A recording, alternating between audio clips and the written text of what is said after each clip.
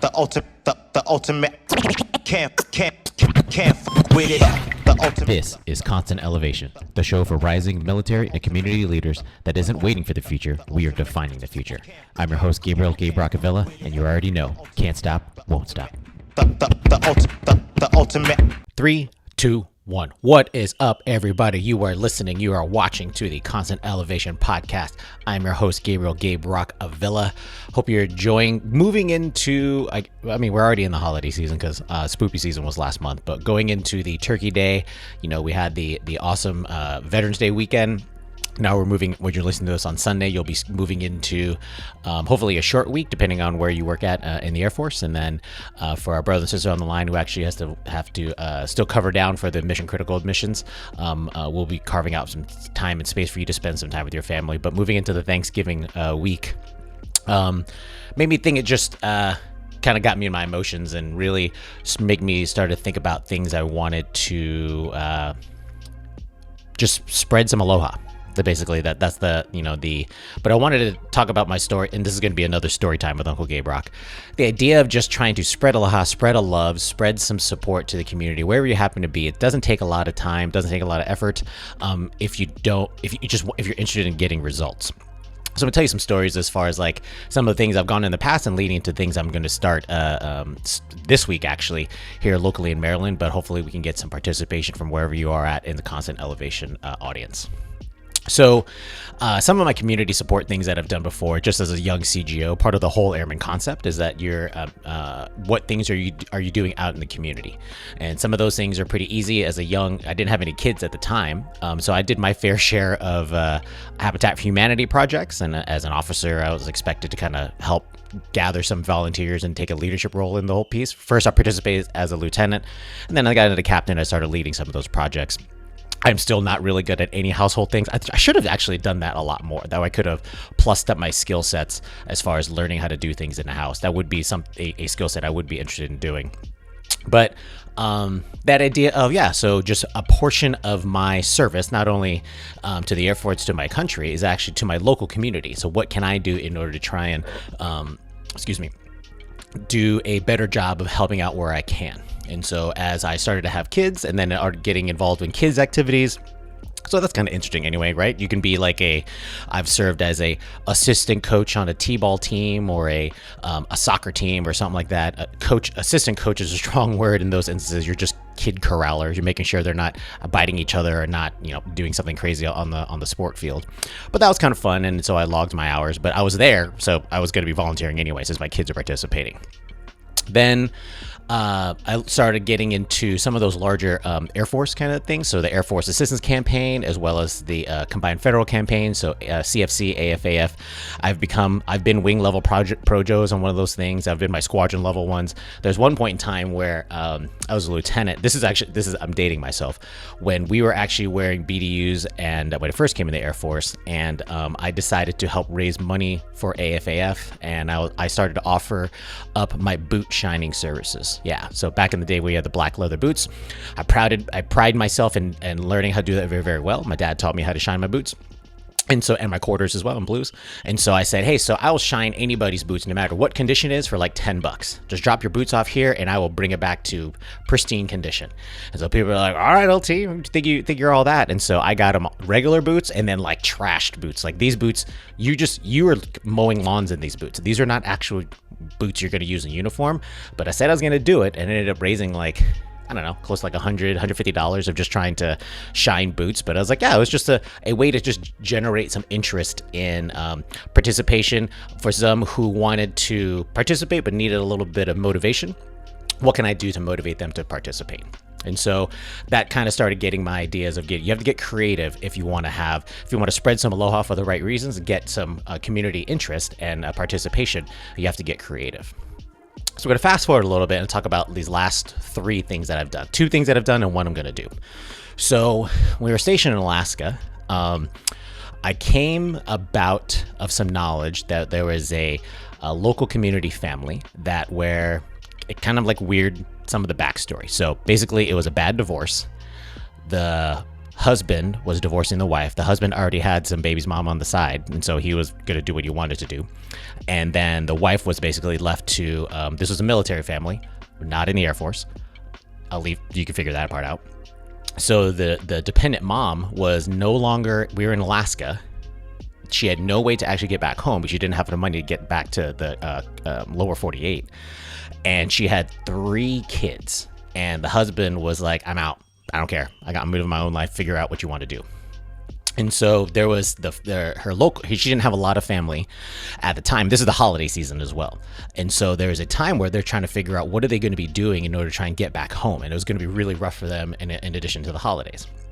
So I came about this information and I was like, well, I wonder if I could do something. What can I do? And so I started talking to some of the athletes at the old box I used to manage at 907 CrossFit. And so we started talking. I just had this idea of, they're like, well, that kind of sucks, whatever. I was like, yeah, I'm going to try and figure out something. I'll let you know when I have an idea. So I thought about like one of those kind of angel tree kind of things. And so, usually it's for kids and they write down some kind of ideas of what they want, football or a dollhouse or a fire truck or swords or whatever it is. And so I was like, well, if I can somehow like anonymously get information of what those kids want, maybe I can just ask my box and then we'll just go out and get all those toys. So a very targeted kind of angel tree situation. So did my digging and I was able to get some of that information. So I had a list of all some recommended toys that they wanted to do, but I wanted to do more than that. So I ended up soliciting just for cash donations, and I also went around to some of the local nonprofit organizations. And so what I ended up being able to do was wrangle out of money for filling out all of these from motivation just from the athletes in our box at the time. So no more than probably like 25 people. We were end up to get like all 3 kids had, I want to say like 3 or 4 presents each. I was also able to get them a refurbished MacBook. That way the wife could figure out the mom could figure out a way to, maybe do some job hunting or communicate with the family, because she didn't have that much she was basically almost kicked out of the house and had to figure out one on her own. And then got her a MacBook so she can, communicate online and everything, as well as was able to raise over $1,100 in cash in order to help her try and figure out ways to get home. And it was lower 48, I don't remember what state. And she eventually made it home, I think in like January, February. That way, like, she didn't have that stress as far as how to get home, and because she was, I want to say, stranded in Alaska, but when you're in Alaska, that is a long way to get back to lower 48. And so I just felt like this urge that I wanted to help. And kind of just talking with the athletes in our box, and I was like, oh yeah, this is something we can definitely help, and they were more than willing to help. So I was very, very thankful for, shout out to all the previous athletes at 907 CrossFit that helped me kind of realize this angel tree idea that I wanted to bring to life. And I just felt the urge to just kind of spread some aloha. I wanted to do something for this family because I felt like I could. Fast forward a little bit. If you're paying attention to some of the older episodes of Constant Elevation, probably like season 2. So this is like probably at the beginning of the pandemic. So maybe like early 2020. I don't even know what 2020? Yeah. So that idea of it was early pandemic, but where we live in our neighborhood here in Crofton, like, I just recognized there was a lot of trash. There's a lot of trash all over the place. There's a huge shopping complex across the street. There's a gas station, several eateries, and some fast food places as well. And I'm like, well, this just kind of, and I walk my dog a lot, our precious Sally. And I was like, well, why is there so much trash here? And so what I do is when I started walking Sally, I ended up just taking a big garbage bag and started picking up trash.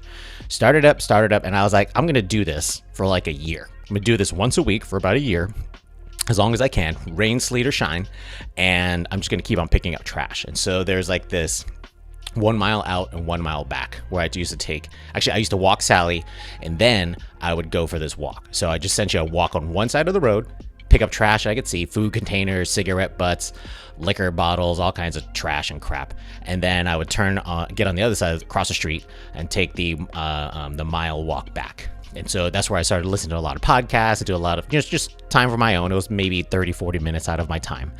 And so over the course of an entire year, I called it my Aloha Aina, which means love the land in Hawaiian. I picked up over 220 something pounds of trash just on my own for no damn reason other than the fact that I wanted to help clean up my community. And so people in my neighborhood actually started recognizing me. Any people in the box here at Revival Fitness, they're like, Gabe, did I see you like picking up trash? And I was like, you might have. Because I don't know, they probably saw me wearing the same like workout sweater or hoodie or something like that. And I was like, yeah, they're like, what are you doing that for? I'm like, I don't know, just cause. Is it like Adopt a Highway? I'm like, no. I just live in the neighborhood and I'm sick of seeing trash. And I want to try and take care of the community where I can. And so very happy that I did that, and just kind of just in showing the example out there. I think I inspired a couple high school kids to do it as one of their community projects, and even some airmen out there to kind of do the same things in their unit. And so that's cool. I didn't mean to try and inspire to those. I just needed to do it, documented the whole thing just for fun's sake, just to keep progress. And it ended up just becoming a thing I enjoyed doing for like a year. And so I'm still pick up trash when I can. That's obviously when I see it, because I do believe in taking care of our Aina. And that was like the last biggest kind of community service thing that I thought of.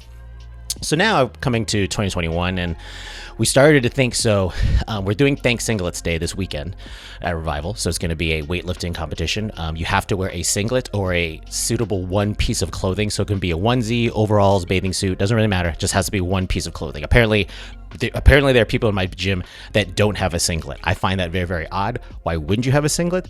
But that's just me, because I'm about that weightlifting life. Shout out to Iron Athletics. So the idea of what can I do? I'm hosting it by myself for free. I don't mind putting it on. Shout out to Taylor, Kyle, and Dave letting me do this whole thing. And I was like, well, it's going to be free, but maybe I can figure out a fundraising way to make this event and spread some awareness in the box of some kind of cause that I feel like needs some support. And so I ended up setting up a page. I'm going to put all the details in the description below and on my homepage, constantelevation.co, as far as I'm trying to organize a donation drive for the local SPCA of Anne Arundel County. So SPCA is the this is where I'm gonna have to look it up. It's basically making sure we're taking it's all the shelter dogs and cats out there. I think it's Society for Protection of Cats and Dogs, of something against cruelty of cats and dogs. I'm a terrible salesperson. Put the descriptions in below, click the links to make sure that you have all the right information. But basically, I have a love for shelter dogs and cats. So I mentioned our beautiful Sally. Our beautiful Sally just turned 10 a couple weeks ago, and we actually think she's 10 because she's a rescue dog. She was actually a rescue dog when we were stationed at Holloman Air Force Base in Alamogordo, New Mexico, where the wife actually, we as a family, when I say we, I mean actually she did all the work. She used to work for a dog rescue. We fostered like 15 dogs over that entire tour. And so our kids were kind of little at the time. We just moved here from Germany. And the idea of having a family dog sounded kind of cool, but we weren't sure, like, how do we know what the dogs are going to be right for our family situation? And so part of the process, my wife just felt, she wanted to help with the dog rescue. And then we started fostering dogs. Like, oh, well, this is kind of like a tryout program. We essentially foster dogs until they're ready for adoption. And then, but maybe there's going to be a dog that we take in that we find interesting. So Sally was like the fourth dog. I always get the details mixed. When I tell the story, though, it's embellished a little bit over time. But she might have been our fourth, fifth, or sixth dog that we fostered. She brought her home, just young, beautiful, maybe like 1-ish years old. That's why we're saying we think she's 10. I'm just gonna say she's about 1 when we at least 1 when we fostered her. And I was like, ooh, look at this pretty girl. And then she got along well with the dog, with Lana and Ben especially because he was little. And then it was just like, ooh, I think this is the one I like. I think I want to adopt her. And so we're fostering her, and then it was like a Saturday or Sunday, Gina had to bring her and was showing her for the foster thing, and she's texting me. She's like, hey, someone's looking at Sally. I was like, nope. Drop papers right now. You tell them, good day, sir. This dog is not available, but she's coming down to our house. So I was like, no, I really, really want to adopt her.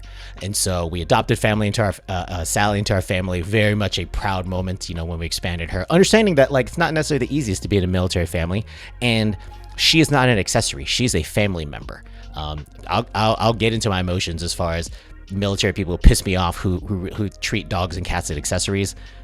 Not a big fan of you. I don't say I hate anybody, because that's a very strong word. I'm not a fan of you. We lovingly adopted Sally into our house, into our family, and it's been awesome since then. She's traveled with us from New Mexico to DC to Hawaii to Alaska to here, and so like, I can't imagine our life without her.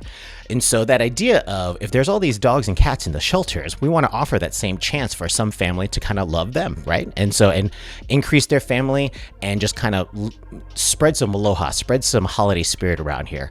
So I want to try and raise some money for the local SPCA. And so I set up a donation button here. I'm going to try and hit it like maybe towards like, it's going to be open now when you hear, once this episode is released. Again, I'll put all the descriptions or the links in the description below. But like the idea of maybe like mid-December, 10 December in my head is going to be the reason where I'm going to stop it. And I'm going to try and collect all the donations. And then on behalf of Revival Fitness, that's where I'm going to make a donation. And so Revival Fitness is going to be targeting the athletes in our gym. If they want to participate and donate, I'll be very, very happy to accept it, collect them all for everybody. You don't have to do anything, and I'll make a big donation on behalf of our team. I think we are a very, very strong presence in our community, so why not help out and spread some of those things? We have all the positive benefits that we get from the gym and then the kind of CrossFit life we live, so why not also step out and be even stronger community members by donating to our four-legged friends? The campaign, because I love a good pun, is called Happy Paula Days. Do you get it? Happy Paula Days. And so one of the things I'm going to also try and do again to try and generate participation. So I'm pretty sure I'm going to take like an old protein tub or something like that and say like, for every 50 cents that's thrown in this tub, I will do a burpee up to 500 burpees. And so you can do the math exactly what that means. So just trying to generate, so maybe you want to punish if you feel like it's just kind of funny to have me do a bunch of burpees and I just suffer through all those kind of things. I don't mind doing that as for our four-legged friends in the community. So that'll be just a way to generate some buzz and hopefully get some people to maybe donate money where they didn't really, they can at least, and I'll probably have to like stream it live on YouTube or something like that. That way they can actually see me doing the burpees. If they want to join me, cool. If not, doesn't matter. I'm going to do it for the dogs, do it for the cats. And it's something I want to give back to the community. So, just story time. A lot of cool thoughts and things in my head that I want to just spread aloha, and I'm going to keep on finding ways for my unique foxhole to just try to make the world better. So as you, I'm probably not going to release an episode during the weekend of Thanksgiving. I hope for you and yours that you stay safe and you spend time with your loved ones. Do those little things to improve your life around you. Hug somebody, call your mom, pick up trash, pay for the person's coffee behind you. Any of those small little things can add up, and you'd be surprised how much those things can trickle out and just have a positive effect. Even if you're not meaning it to, the karma can come back and give you some positive energy as well. So, constant elevation. Take care of yourselves over this long holiday weekend, and we'll talk to you after that. Peace.